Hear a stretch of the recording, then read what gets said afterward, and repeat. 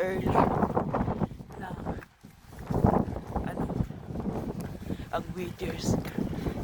Buti na lang walang ulan. Ulan pa to na ko. Anong mangyari sa atin? So, good morning sa lahat. Grabe.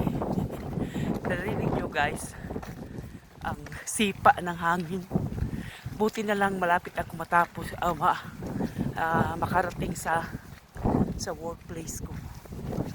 Konti na lang, mga 7 minutes. For sure. Ay, ang hirap maglakad na ganito. Dito ako sa bridge.